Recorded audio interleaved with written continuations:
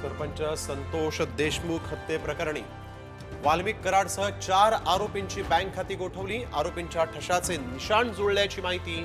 फरार आरोपींसाठी सीआयडीच्या 9 पथकांकडून तपास सुरू। बीडमधील सरपंच हत्येप्रकरणी गुन्ह्यात वापरलेले 2 मोबाईल सीआयडीच्या हाती। सरपंचाला मारतानाचा व्हिडिओ आणि बड्या नेत्यांना फोन केल्याची माहिती मिळण्याची शक्यता। राजकीय वादात अभिनेत्रीचं नाव जोडणं सुरेश धस यांना शोभत नाही। प्राजक्ता माळीवरील वक्तव्यावर चंद्रकांत पाटील यांनी सुनावले खडेबोल। अजित पवार 20,000 मतांनी पराभूत। महायुतीला केवळ 107 जागा। आमदार उत्तम जानकर यांचा खळबळजनक दावा। ईव्हीएमचं थेट गणितच मांडलं।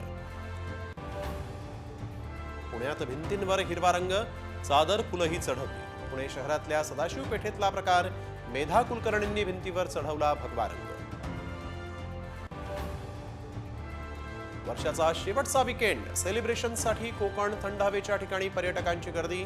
देवदर्शनासाठी भाविकांच्या रांगा।